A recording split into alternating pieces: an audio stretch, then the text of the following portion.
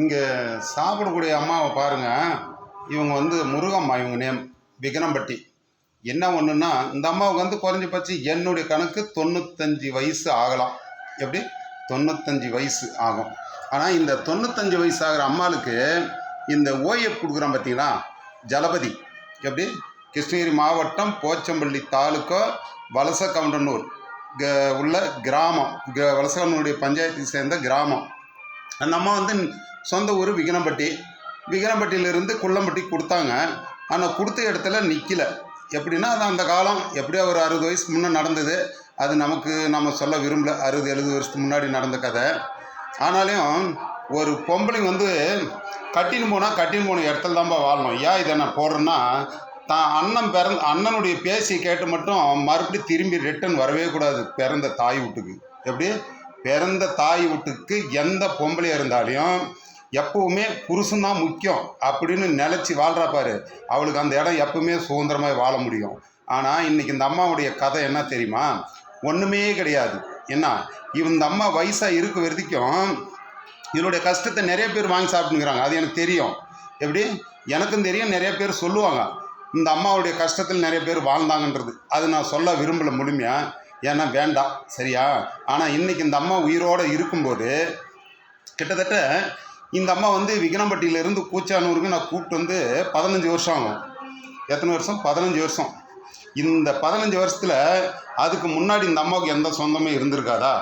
ஆனால் இன்றைக்கி அந்த 15 வருடமாக எந்த சொந்தமும் வந்து இந்த அம்மாவுடைய கஷ்டத்தை சாப்பிட்டவங்க யாருமே திரும்பியே பார்க்குறது இல்லைங்க. நான் முக்கியமாக சொல்கிறேன், அதுதான் ஒரு எடுத்துக்காட்டு சொல்கிறேன். எப்படின்னா, கட்டின புருஷன் வீட்டில் இருந்தால் ஒன்றாங்காலும் ரெண்டாங்காலுன்னு சொல்லுவாங்க. எவனோ ஒருத்தனாலும் ஒருத்தன் வந்து கஞ்சி ஊற்றுவான். ஆனால் இன்னைக்கு நான் KM சின்னத்தம்பி, எப்படி சின்னத்தம்பி கூச்சானூர், இவளுடைய பொண்ணை நான் கட்டியிருந்தாலே ஆனால் தான் பெத்த பொண்ணு தவமணிக்காக எதுவுமே ஒரு பைசா சேர்க்க வைக்காத முருகம்மா. எப்படி இந்த அம்மா நினச்சிருந்தா எல்லாரோட பெரிய ஆளாக இருந்திருக்கலாம் அந்த கூட்டத்தில். நான் அவங்க நேமெல்லாம் சொல்ல விரும்பலை அவங்களுடைய கூட்டத்தை, ஏன்னா தேவையில்லாத விஷயம். காரணம் என்னென்னா, இந்த அம்மா வந்து பாவம் எத்தனையோ பேருக்கு சூத்து கழுவி விட்டுனுக்கும். எப்படி இந்த அம்மா எல்லாருக்கும் முன்னால் பிறந்தவங்க இல்லையா? அதனால் வந்து எத்தனையோ பேருக்கு பேரம் பேத்தி, இப்படி அண்ணன் மக்கமாரு தங்கச்சி மக்கமாரு இப்படின்னு எல்லாமே பார்த்துருப்பாங்க. ஆனால் இன்னைக்கு என்ன சொல்கிறதுன்னு எனக்கே தெரியல.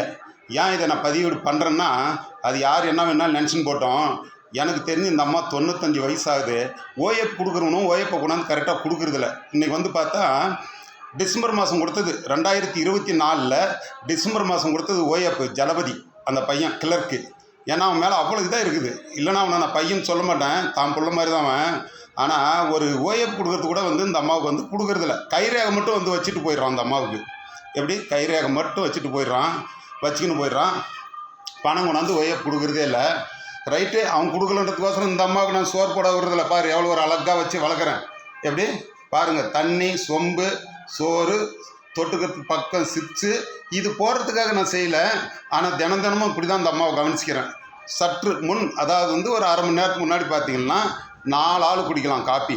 அந்த அளவுக்கு நல்ல ஒரு டம்ளர், பெரிய டம்ளர் நிறைய காப்பி கொடுப்பாட்டினேன். தினம் இப்படி தான் சாப்பிட வைக்கிறேன்.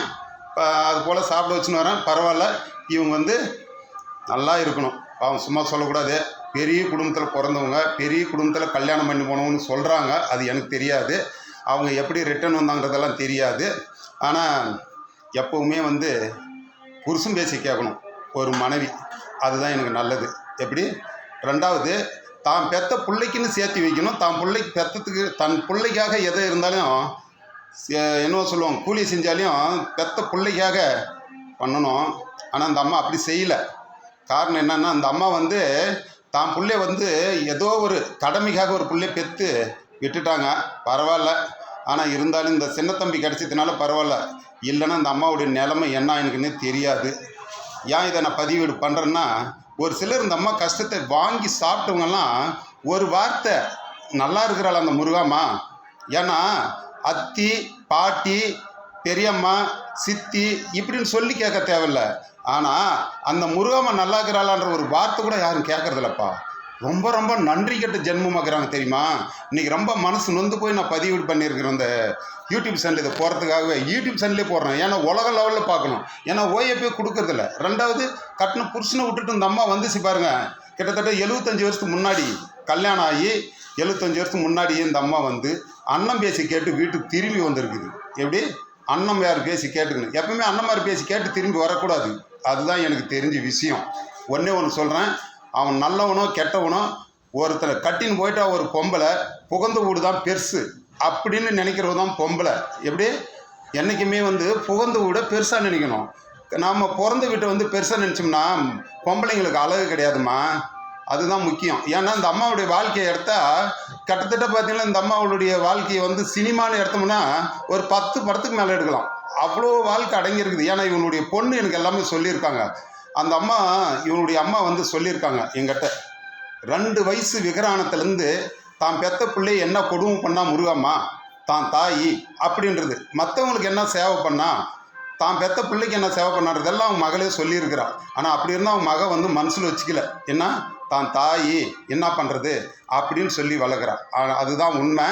இதை இன்றைக்கி நான் முடிக்கிறேன். ஏன்னா ரொம்ப மனசு நொந்து போய் தான் இன்றைக்கி போடுறேன். ஏன்னா ரொம்ப ரொம்ப கஷ்டமாக இருக்குது. ஏன்னா இவங்களுடைய வாரிசு வந்து நிறைய பேர் இருக்கிறாங்க. எப்படி இந்த முருகாம்மாளுடைய வாரிஸ் விக்ரம்பட்டி இந்த அம்மா இப்போ வந்து நான் கூச்சானூர் மோட்டூரில் நான் வச்சு இந்த அம்மாவை நான் வளர்க்குறேன். நான் வந்து என்னுடைய அம்மாவை கூட இந்த மாதிரி நான் கவனிச்சது கிடையாது. எப்படி என்னுடைய அம்மாவை கூட இது போல் நான் கவனிச்சது கிடையாது. இந்த அம்மா வந்து நல்லா பார்த்துக்கிறேன். என்னால் முடிஞ்சது என்ன முடிஞ்ச வரையும் பாருங்கள். இதுதான். ஏன்னா 95 வயசுக்கு இந்த கட்டத்தில் தான் வச்சுருக்க முடியும் என்னால். இதுக்கு மேலே அவங்கள வந்து மேலே ஒன்றும் கவனிக்கிற அளவுக்கு முடியாது. இப்படிக்கு சின்ன தம்பி தான். என்ன சொல்கிறதுன்னு ஒன்றும் புரியல. பார்ப்போம் என்ன நடக்குது. கடவுள் வழி விட்டுது. இன்னும் 10 வருஷம் இருந்தாலும் அந்த அம்மா உயிரோடு இருந்தாலும் நான் சோறு போட தயார். எப்படி சோறு போட்டு இந்த அம்மாவை நல்லா குளிப்பாட்டி நல்லா வச்சுக்குவேன். ஏன்னா இவங்களுடைய பொண்ணு வந்து பார்க்க முடியாது. இவங்க வந்து மேலே மெத்தி மேலே இருக்காங்க 2வது வகுப்பில். காரணம் என்னென்னா அந்த அம்மாவுக்கு வந்து அவங்களுடைய பொண்ணு தவமணிக்க வந்து உடம்பு சரியில்லை. அவங்க வந்து ஒரு என்ன சொல்கிறதுன்னு தெரியாது. அது வந்து அவங்களுடைய உடம்பு சரியில்லை. அவங்க மாடிப்படியெல்லாம் ஏறுற அளவுக்கெல்லாம் கிடையாது. அது எல்லாருக்குமே தெரியும். ஊர் உலகம் எல்லாருக்குமே தெரியும். நான் தினம் அந்த அம்மாவை ஹாஸ்பிட்டலுக்கு கூட்டின்னு போய் வரணும்.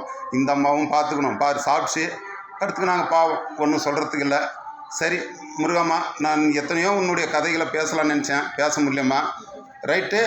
உன்னை வந்து நல்லபடிக்க சாப்பாடு தண்ணி போட்டு என் உயிர் உள்ள வரைக்கும் உன்னை நல்லா என்ன அடக்கம் பண்ண வரைக்கும் என் உயிர் இருந்தால் உன்னை நல்லா அடக்கம் பண்ணி நல்லா உன்னை வந்து கவனித்து எடுத்து போடுவோம். நீ பயப்படாத. மற்ற உனக்கு சொந்த பந்தம் இருக்குதுன்றது நீ வந்து கிட்டத்தட்ட 30 வருஷத்துக்கு முன்னே மறந்துருக்கணும். சரியா முருகம்மா? முடிக்கிறேம்மா.